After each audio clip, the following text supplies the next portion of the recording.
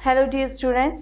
तो चलिए हम अपने चैप्टर 6 पॉलिटिकल के स्टैंडर्ड 8 के पार्ट 2 में हम चलते हैं। तो फर्स्ट पार्ट अपन ने देख लिया था, सिर्फ उसके अंदर स्टोरी थी। अब देखते हैं इसके अंदर पुलिस का रोल क्या होता है, पुलिस एक क्राइम इन्वेस्टिगेशंस कैसे करती हैं। तो चलिए शुरू करते हैं आगे की क्लास अपनी। ये कहता है, क्या क्वेश्चन है यहाँ पे, what is the role of the police in investigating a crime. क्या इन्वेस्टिगेशंस करती हैं पुलिस, यहाँ पे देखिए एक इम्पोर्टेंट फंक्शन है पुलिस का। क्या? टू इन्वेस्टिगेट, जांच पड़ताल करना। यहाँ इन्वेस्टिगेशन का मतलब क्या रहता है? जांच पड़ताल करना। Any complaint about the commission of a crime, जो किसी भी क्राइम को लेके कोई भी कंप्लेन उनके पास दर्ज हुई है, उस पर उसको क्या करना है? जांच पड़ताल करना है, उसके बारे में पूरी शिकायत जो हुई है उसकी जांच करनी है। तो एक इन्वेस्टिगेशंस इंक्लूडेड रिकॉर्डिंग स्टेटमेंट, क्या होते हैं? कोई जो विटनेस होता है, जो गवाह होता है, उसका रिकॉर्डिंग स्टेटमेंट भी हो सकता है। Collecting different kinds of evidence, और वहां से क्या कर सकते हैं? अलग अलग टाइप के एविडेंसेस, सबूत इकट्ठे किए जा सकते हैं। On the basis of the investigation, the police are required to form an opinion, और इन्वेस्टिगेशन के बाद ही पुलिस को क्या करना होता है? अपने आरोपी को देखना होता है कि ये आरोपी है कि नहीं है। ठीक है, तो वो इसी के आधार पे अपना राय बताती है। If the police think that the evidences point two the guilt of the accused person, और पुलिस क्या थिंक करती है, क्या सोचती हैं कि अगर उसे ऐसा लगा कि जो एविडेंस पॉइंट है टू द गिल्ट, जो भी काम गलत हुआ है उसका, किसके लिए? जो आरोपी है, और उसका दोष दिखाई दे रहा है उसे, then they file a charges. अगर दोष दिखाई देता है तभी वो क्या चार्जशीट फाइल करेंगे। कहाँ पे करेंगे? कोर्ट में। जैसा कि अपन ने देखा था कि पुलिस जब पकड़ के ले गया था तो उसका भाई भी आ गया था, और उसके बाद में उन्हें लगा कि भाई हाँ ये आरोपी हो सकता है, तो वो उसके लिए चार्जशीट करते हैं, मजिस्ट्रेट में जाते हैं, मजिस्ट्रेट के पास जाके चार्जशीट करते हैं, और एक कॉपी उसके पास रहती है और एक शीला को शांति को दे दी जाती है। As stated at the beginning of the chapter, it is not the job। Starting में क्या अपन ने इस चैप्टर के देखा था कि क्या है कि यह तय कर देना पुलिस का काम नहीं है कि कौन आरोपी है कौन नहीं है।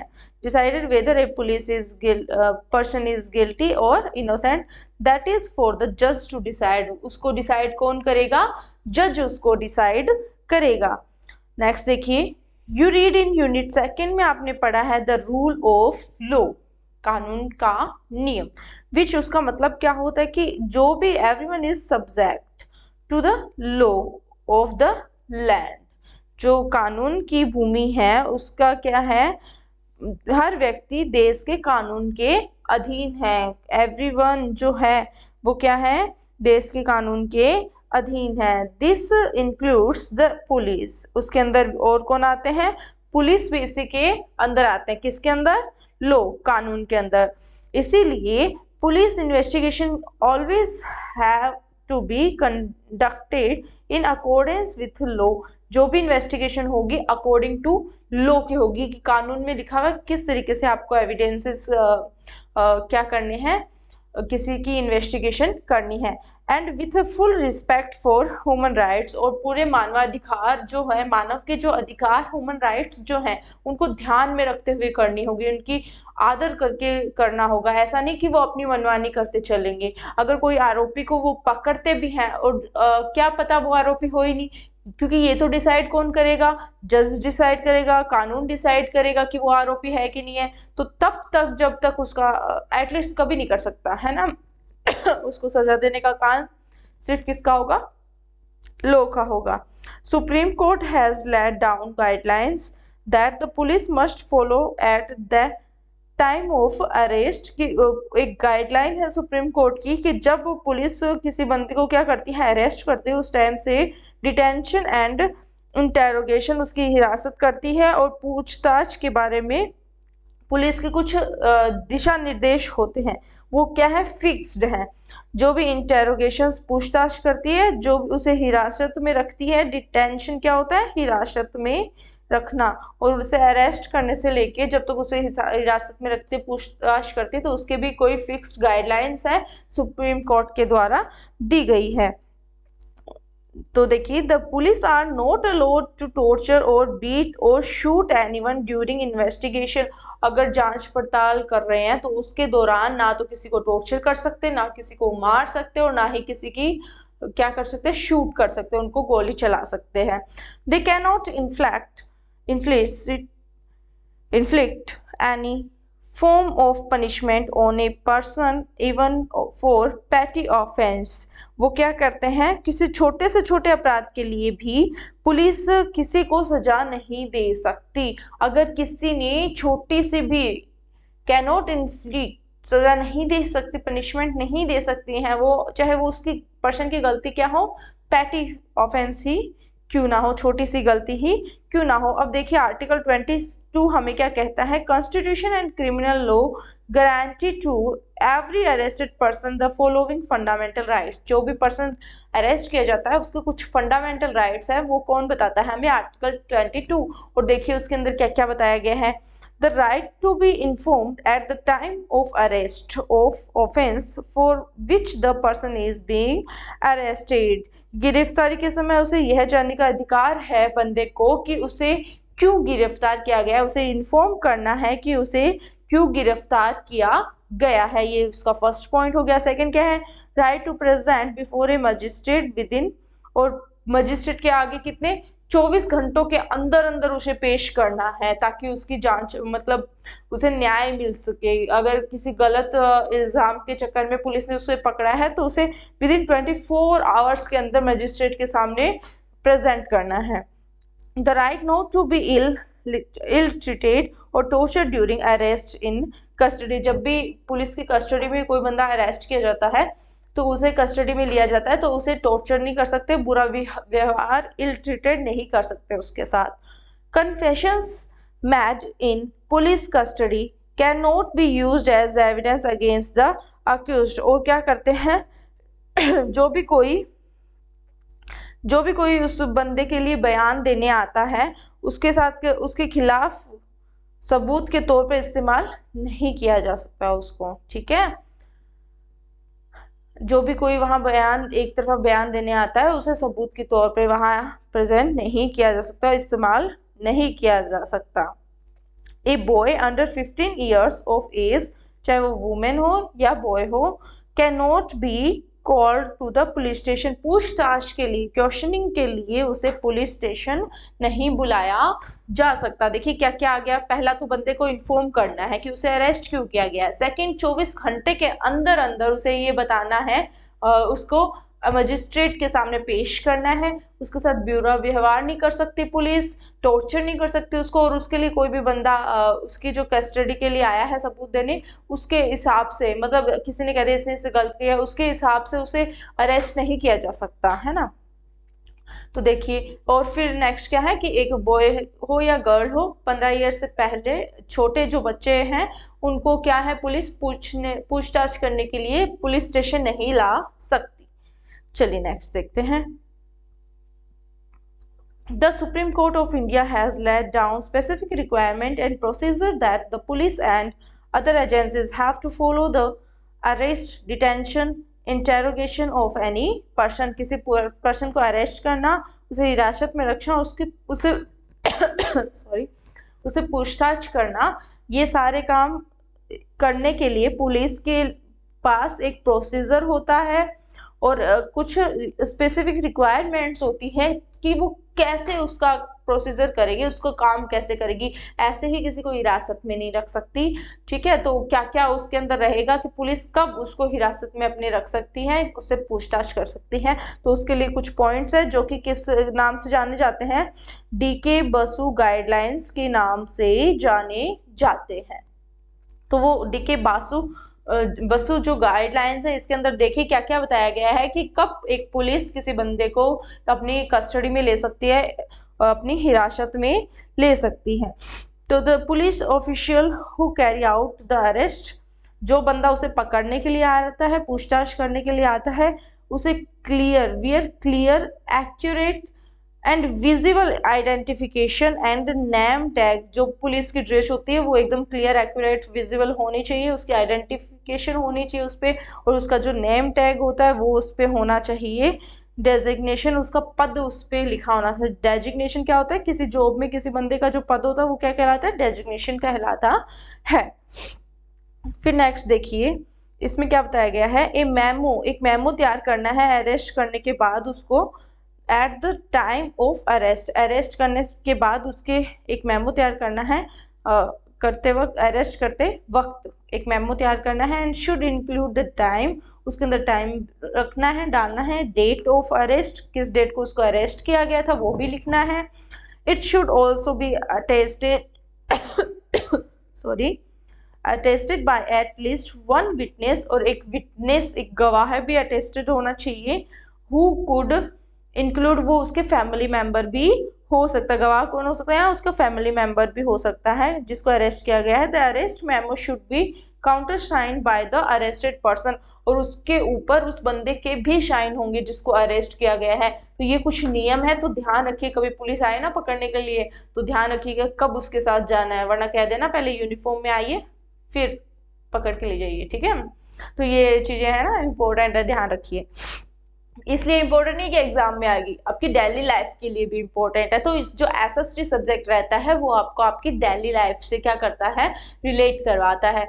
तो एक बोरिंग सब्जेक्ट नहीं है, क्योंकि मोस्टली स्टूडेंट्स क्या करते हैं, इसको ऐसे कहते हैं यार एसएसटी तो याद ही नहीं होती, नहीं करेंगे, लेकिन आप इसको समझने की कोशिश करो भाई साहब, जो आपके आसपास हो रहा है वही आप पढ़ रहे हो, ठीक है। तो चलिए आगे, द पर्सन अरेस्टेड, डिटेन्ड और being interrogated has a right to inform a relate, friend और well wisher। अब क्या कहता है, जो गिरफ्तार किया गया है ना बंदा, जिसको हिरासत में लिया गया है, रखा गया, पूछताछ की जा रही है, ऐसे बंदे को अपने किसी संबंधी या दोस्त को जानकारी देने का भी अधिकार है। कोई रिलेटिव को, दोस्त को, और कोई वेल विशर उसका अच्छा चाहने वाला है, उसको अधिकार देने का, उसको जानकारी देने का अधिकार है।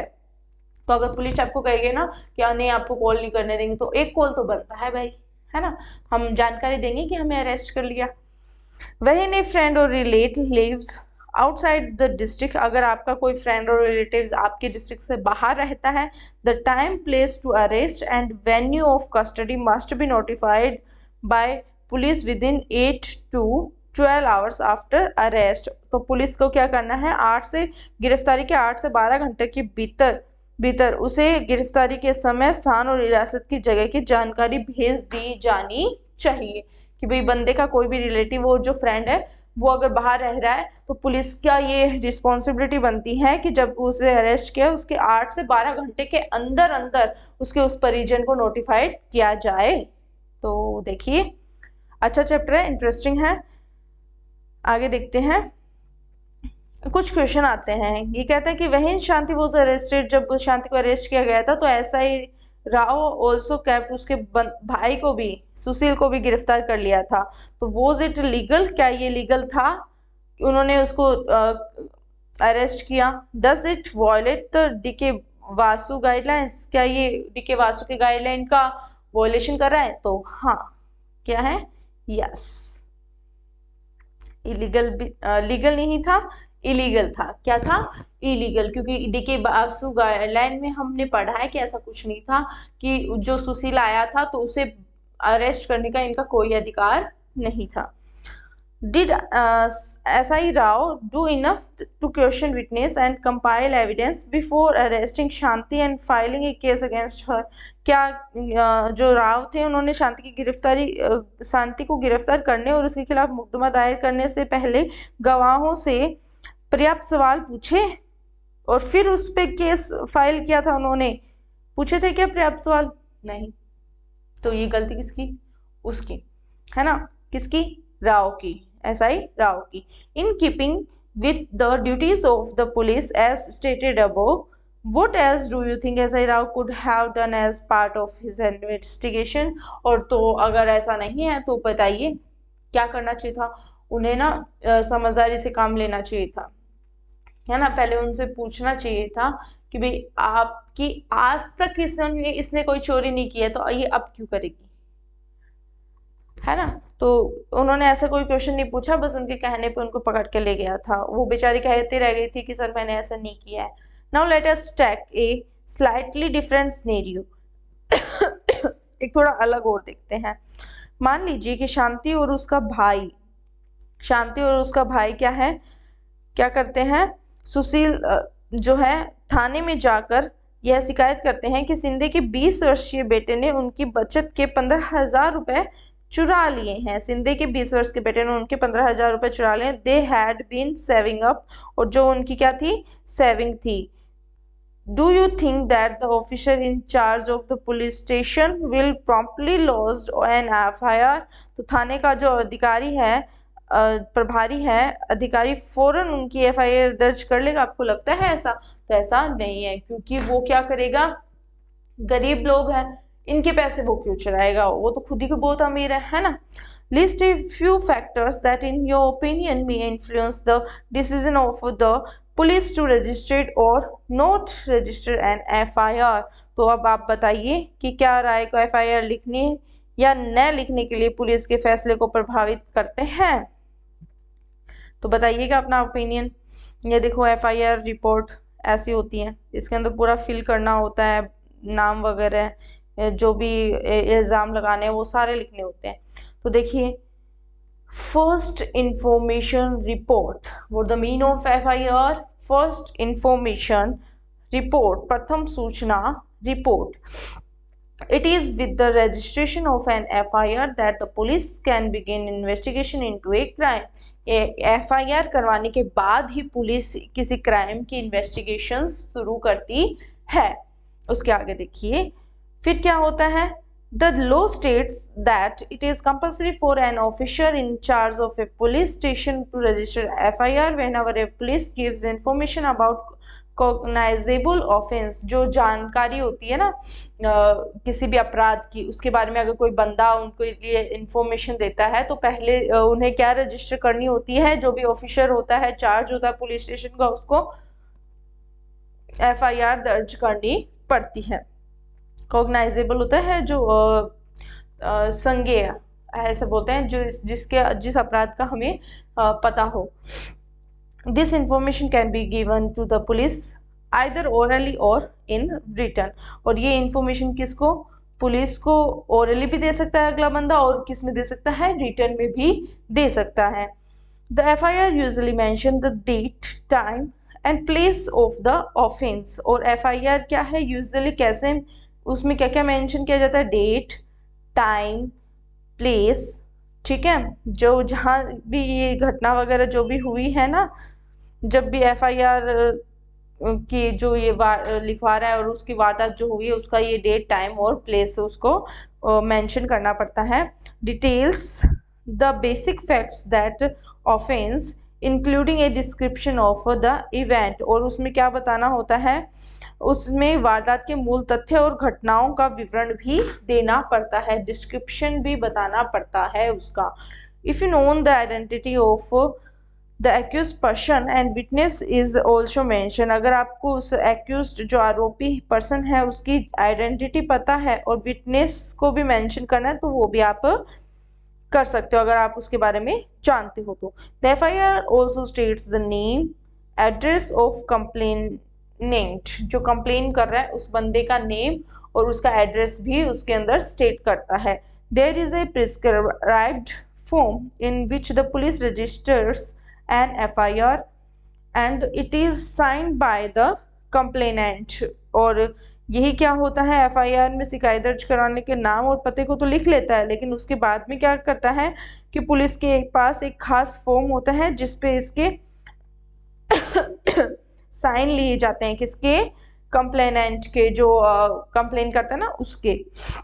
The complainant also has a legal right to get a free copy of FIR from the police station. अब जो शिकायत करने वाला है उसको भी एक राइट होता है कि इसकी एक FIR की एक कॉपी उसे भी मिले। तो आई होप FIR में क्या क्या होता होगा वो आपको पता चला। देखिए नेक्स्ट, बस थोड़ा सा रहा है, पढ़ लेते हैं।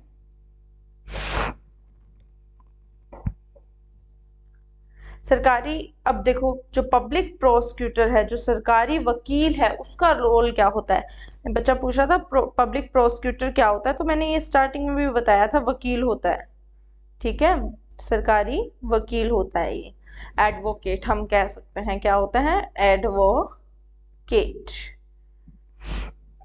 ए criminal offence is regarded as a public wrong. एक क्रिमिनल ऑफेंस किसको किसको लेके किसी आपराधिक उल्लंघन को जनता के विरुद्ध माना जाता है। किसको, किसी भी अपराध के उल्लंघन को जनता के विरुद्ध माना जाता है। What is meant by this is that it is considered to have been committed not only against the affected victims but against society as a whole।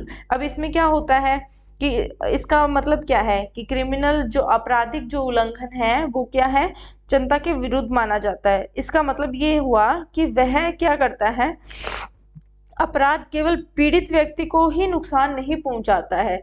जो consider to have been committed not only against affected victims, जो अपराधी है उसे पीड़ित व्यक्ति को ही नुकसान नहीं पहुंचाता है, वो क्या, पूरे समाज को, अगेंस्ट सोसाइटी एज होल, पूरे सोसाइटी को हार्म पहुंचाता है वो। Do you remember the case of the dowry death of Sudha. Sudha की डॉवरी डेथ का हमने पढ़ा था पीछे, याद होगा आपको। That we read about in previous chapter, जो हम पीछे चैप्टर में पढ़ के आए हैं कि कैसे वो सुप्रीम कोर्ट तक पहुंचते हैं न्याय लेने के लिए और उन्हें आखिर न्याय भी मिलता है। The case against the accused Lakshman and his family was presented by the state। और केस किसके अगेंस्ट था, लक्ष्मण और उसकी फैमिली के बारे में। That is why the case was called state Delhi administration। अब देखो इसको क्या क्या है, इसलिए इसे मुकदमे को राज्य बनाम लक्ष्मण कुमार एवं अन्य का नाम दिया गया था। ठीक है क्योंकि लक्ष्मण और किसी स्टेट है और उस स्टेट का जो जिन्होंने भी केस किया है वो, और किसके वर्सेस में, Laxman and others. Similarly the above case can be called state versus Shanti Hembram. और इसीलिए इसको क्या नाम दिया जा सकता है, स्टेट कौन हो गए यहाँ पे, वो मिसेस और मिसेस सिंधे, और यहाँ पे शांति हेम्ब्राम हो गई। तो इन दोनों का केस था ये, and not Mrs Sindhe versus Shanti Hembram. तो यहाँ पे ऐसा नहीं लिखेंगे मिसेस सिंधे एंड शांति हेम्ब्राम। ठीक है, तो जो आरोपी होता है ना उसका नाम आता है यहाँ पे। तो ये चीज भी इंपॉर्टेंट है, ध्यान रखिएगा। आगे देखिए, जैसा कि ये पढ़ा ही अपन ने पीछे, है ना। In court, it is the public prosecutor who represent the interest of the state। अब यहाँ पे अदालत में सरकारी वकील राज्य का पक्ष प्रस्तुत करता है। किसका, स्टेट का पक्ष प्रस्तुत करता है। The role of prosecutor begins. देखिए आपको प्रोसिक्यूटर के बारे में बताना होगा ना, तो आप यहाँ बताएंगे, ये बताएंगे कि प्रोसिक्यूटर क्या होता है, what do you understand by public prosecutor. ठीक है, तो ये क्वेश्चन बनता है, what do you understand by public prosecutor. तो ये होगा who represent the interest of the state. The role of the prosecutor begins once the police has conducted the investigation and filed the chargesheet in the court. इसका role कब शुरू होता है, जब कोई पुलिस एक चार्ज इन्वेस्टिगेशन करती है और फाइल कर देती है एक चार्जशीट मजिस्ट्रेट के आगे, कोर्ट के आगे, तब इसका रोल शुरू होता है। He she has no role to play in the investigation. जो पहले जांच पड़ताल का काम कौन करेगा, पुलिस करेगा। तो इन्वेस्टिगेशन का काम किसका होगा, पुलिस का। ध्यान रखिएगा, कहीं ये करने लग जाओ कि वकील का होगा, नहीं, वकील तो अपने सबूत, अपने गवाह प्रस्तुत करेगा वहां पे, है ना। The prosecutor must conduct the prosecution on behalf of the state. अब जो स्टेट के बिहाफ में क्या प्रोसिक्यूटर क्या करेगा, प्रोसिक्यूशन प्रस्तुत करेगा, वहां पे जो भी गवाह वगैरह होंगे उनको प्रस्तुत करेगा।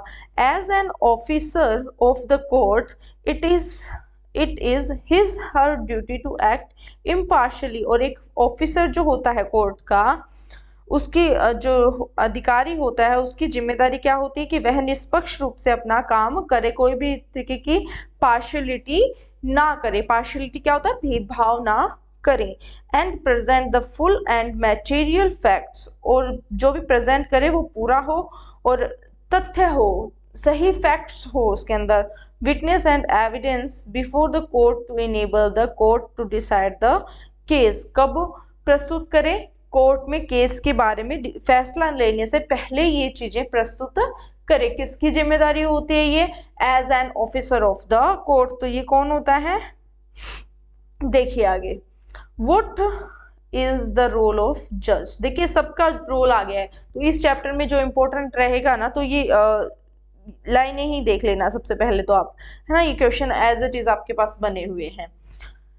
द जज is like an umpire in a game, कैसा होता है एक गेम में, एम्पायर जैसे हैसियत होती है किसकी, एक जज की, and conducts a trial impartially and in an open court, एक खुली कोर्ट में इम्पार्शियली क्या करना है, मुकदमे को कंडक्ट करना है। द जज here's all the witnesses and any other evidences presented by the prosecution and defense। अब जज क्या करेगा, सुनता है, पहले क्या करता है, सुनता है किसको, जो गवाह होते हैं, विटनेस होते हैं उनको, और एनी जो भी एविडेंसेस प्रूव किए जाते हैं प्रेजेंट किए जाते हैं वहां पे बाय द प्रोसिक्यूशन, जो भी वकील होते हैं वो अपने अपने बंदे रखते हैं कुछ ना कुछ प्रस्तुत करने के, तो उन बंदों के द्वारा जो भी एविडेंसेस प्रेजेंट किए जाते हैं उनके डिफेंस के लिए, उन सभी को क्या करता है, सुनता है। द जज decided whether the accused person is guilty, फिर जज क्या करता है, डिसाइड करता है कि कौन सा पर्सन गिल्टी है और कौन इनोसेंट है, on the basis of evidences presented and in accordance with the law के अकॉर्डिंग, और जो प्रेजेंट किए गए हैं एविडेंस उनके अकॉर्डिंग जज डिसाइड करेगा कौन बंदा गिल्टी है और कौन बंदा क्या है, इनोसेंट है। तो ये चीजें ध्यान रखिएगा, आपको पूछ ले इन्वेस्टिगेशन का काम किसका होता है, तो ये काम किसका होता है, पुलिस का। जस्टिस का आपको बताया, तो ये काम किसका होता है, जज का। तो ये पूछ ले हियर कौन करता है सारे एविडेंसेस, कौन करता है, जज। ध्यान रखिएगा ये क्वेश्चन छोटे छोटे क्वेश्चन भी आपसे पूछे जा सकते हैं, कंफ्यूज किया जा सकता है आपको।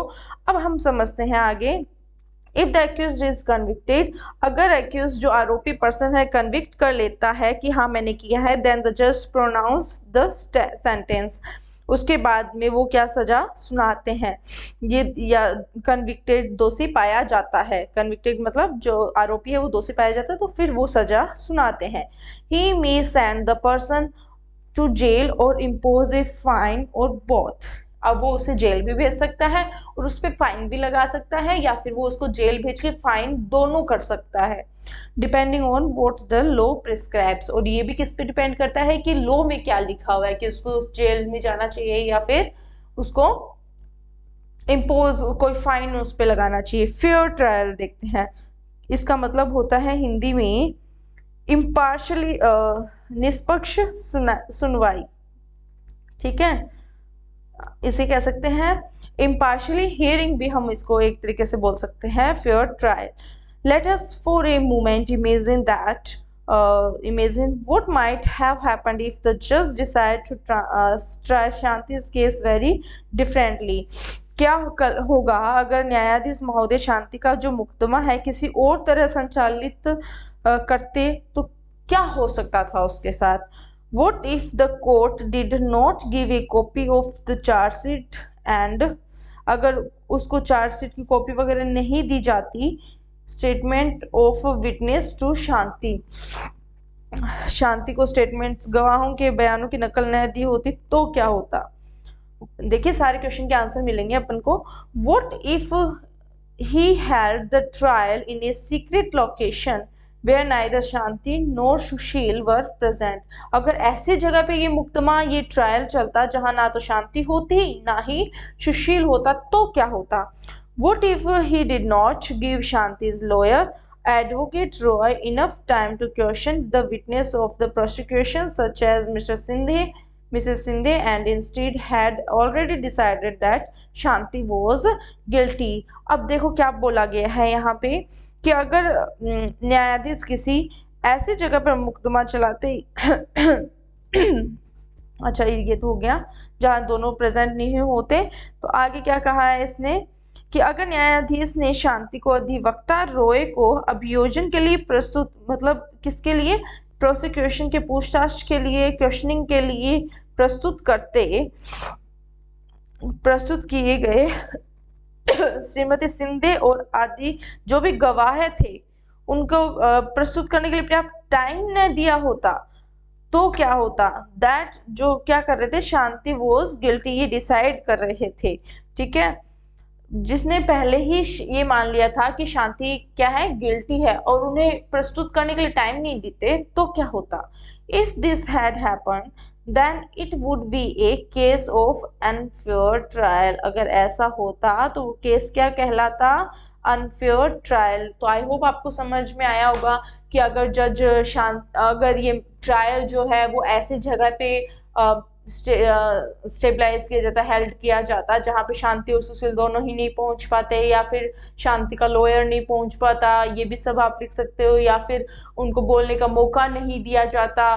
तो ये सब चीजें क्या है, एक जो ये ऐसा जो मुकदमा ट्रायल चलेगा वो कैसा होगा, अनफेयर ट्रायल होगा। तो this is because for a trial to be fair several different procedures have to be observe. इसीलिए बहुत सारे डिफरेंट प्रोसीजर्स हैं जो ऑब्जर्व किए गए हैं।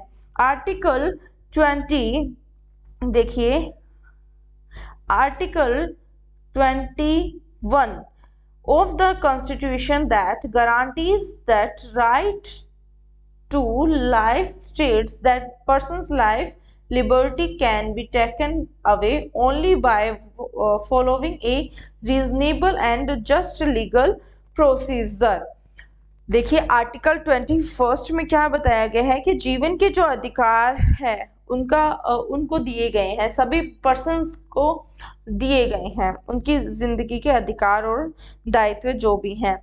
इसका मतलब ये हुआ कि किसी भी व्यक्ति के जीवन की, उसकी स्वतंत्रता, लिबर्टी की टेकिंग केयर की रिस्पॉन्सिबिलिटी होगी किसकी, कानून की। ठीक है, उसके बारे में तर्कसंगत और न्यायपूर्ण जो भी प्रक्रिया होगी, रीजनेबल और या फिर जस्ट लीगल प्रोसीजर जो भी होगा वो कौन करेगा, कॉन्स्टिट्यूशन इसकी गारंटी देता है कि किसी भी बंदे का जो राइट टू लाइफ है, उसकी जिंदगी है, उसकी स्वतंत्रता है, ये एक तर्कसंगत तरीके से, एक न्यायिक तरीके से एक प्रोसीजर है, ये कौन कहता है, constitution. Article 21 if your trial ensures that Article 21 of the Constitution is upheld। एक फेयर ट्रायल इंश्योर करवाता है कि इसमें आर्टिकल 21 की पूरी तरीके से पालना की गई है। Let us now return Shanti's case as described in the storyboard and identify the essential elements of a fair trial। अब हम देखते हैं कि शांति के केस में ऐसे कुछ स्टोरी बोर्ड हैं जिससे हमें पता चलता है क्या हुए हैं कि फेयर ट्रायल हुआ है उसके यहाँ। ठीक है, तो देखिए firstly Shanti was given a copy दी गई थी शांति को। All other evidences that prosecution presented against her, और वो सारे एविडेंसेस थे जो उसके अगेंस्ट प्रस्तुत किए गए थे। ठीक है, Shanti was charged with the offense of theft that was defined as a crime in the law। और क्या चार्ज लगा था उस पे, चोरी का आरोप लगा था जो क्या है, एक क्राइम इन द लॉ, कानूनी अपराध है। तो trial was held in open court, यही होना चाहिए, एक नंबर ओपन कोर्ट होना चाहिए, इन पब्लिक व्यू में। Her brother Sushil could attend the court hearing, 2 number. ठीक है, हियरिंग के लिए एक बंदा उसका होना चाहिए। The trial was held in the presence of accused, 3 number. Shanti was defended by a lawyer, 4 number. ये क्या है कि एक कोर्ट कैसा होना चाहिए। ठीक है, फेयर ट्रायल के आपको क्या बताने हैं, फैक्ट्स बताने हैं कि कैसे आप लोग बता पाओगे कि ये एक फेयर ट्रायल है। तो फेयर ट्रायल का कुछ और मीनिंग मत निकालिएगा, कहीं ये कहने लग जाओ कि हमारा फुटबॉल का मैच है या क्रिकेट का मैच है तो हम तो ट्रायल कर रहे थे, और मैच से पहले जो ट्रायल कर रहे थे वो फेयर ट्रायल हो गया था, ऐसा नहीं है। तो ये फेयर ट्रायल क्या है, सही मुकदमा जो चल रहा है उसके मतलब जो भी कॉन्स्टिट्यूशन में लिखे हैं वो सारे काम इसमें हो रहे हैं। तो ओपन कोर्ट होता है, और जो आरोपी होता है उसके तरफ से एक जो गवाह होता है वो भी यहाँ सुशील आ गया। जो क्या है, प्रेजेंस ऑफ द एक्यूज्ड, ये भी है। ठीक है, अपन ने ऊपर पढ़ा था ना कि अगर ऐसा हो तो वो एक अनफेयर क्या होगा, ट्रायल होगा। तो यहाँ पे ये सब आ गया। डिफेंडेड बाय लॉयर, ये भी उसको मिली। शांति लॉयर एडवोकेट रॉय, तो शांति का लॉयर कौन था, advocate Roy. Was given an opportunity to cross examine, उसको क्रॉस एग्जामिन की क्या मिली, अपॉर्चुनिटी मिली। जो आरोपी है उसके लॉयर को क्या मिलनी चाहिए, क्रॉस एग्जामिन की opportunity. All the prosecution witness, और यही सारे प्रोसिक्यूशन क्या है, विटनेस भी है यहाँ पे। Advocate Roy was given an opportunity to represent witness in Shanti's defence, Shanti को बचाने के लिए जो भी विटनेस प्रेजेंट किए गए वो किसने किए, रॉय ने किए, और उसे ये अपॉर्चुनिटी मिली। तो ये 6 टाइप्स आप लिख सकते हो जिसे आप बता सकते हो कि शांति का केस कैसा था, फेयर ट्रायल था। कैसा था, फेयर ट्रायल। तो आप यहाँ क्वेश्चन बन सकता है, how can you say that Shanti's case was a fair trial। ठीक है, तो ये क्वेश्चन लिखेंगे आप सारे, और ये question I will check in your notebook. ठीक है, और एक क्वेश्चन मैंने पहले भी लिखवाया था, what do you understand by public prosecutor, तो वो भी आपको पता होना चाहिए। ठीक है, फेयर ट्रायल के अंदर ये पूछ रहे हैं what do you understand bye fair trial, तो ये इसके अंदर आप ये भी लिख सकते हो, अकॉर्डिंग टू स्टोरी। ठीक है, although the police field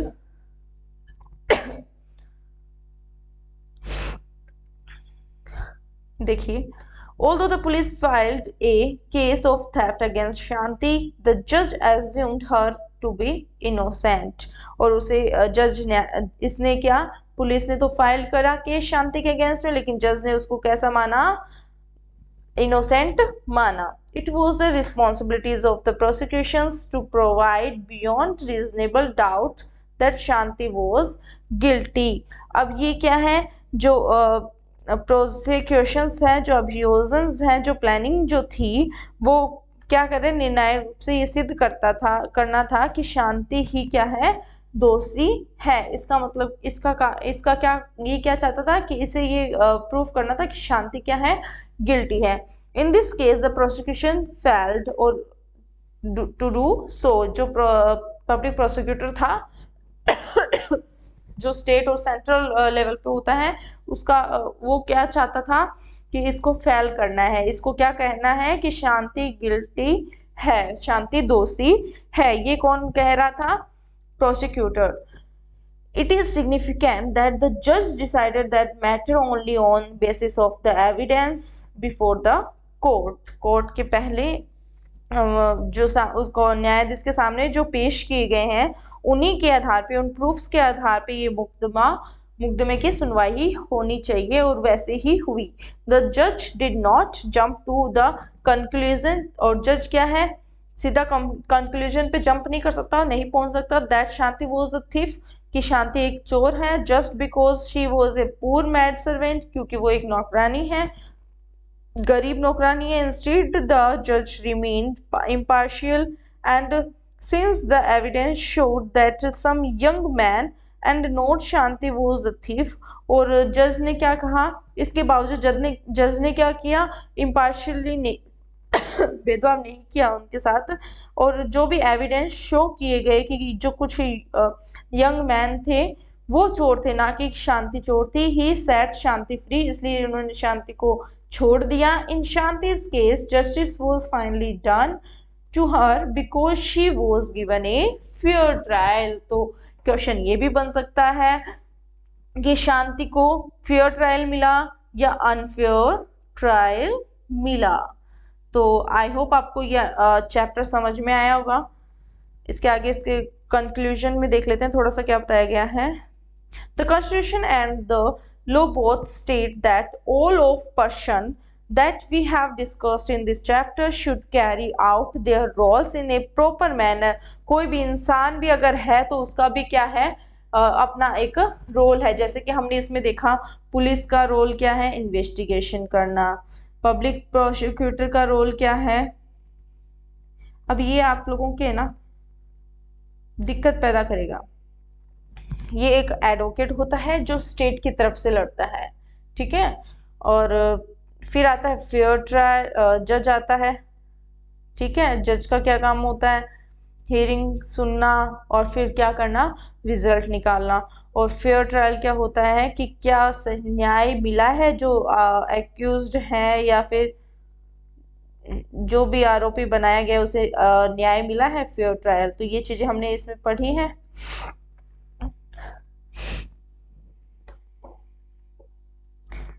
fair trial, तो देखिए what this means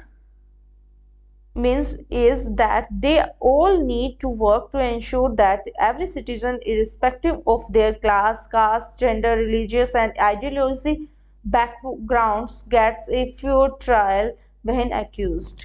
जब भी वो आरोपी हैं, चाहे वो किसी कास्ट, जेंडर, रिलीजियस या किसी भी आइडियोलॉजी बैकग्राउंड से बिलोंग करते हैं, तो उस सिटीजन को क्या करना है, need to work to ensure, उनको एंश्योर करवाना है, ठीक है। जो भी लॉ के अंदर मैनर्स, जो भी प्रोसीजर रहता है उसके अकॉर्डिंग उनको क्या कराना है, एंश्योर करवाना है। The rule of law which says, rule of law क्या कहता है, वो do you understand by, what do you understand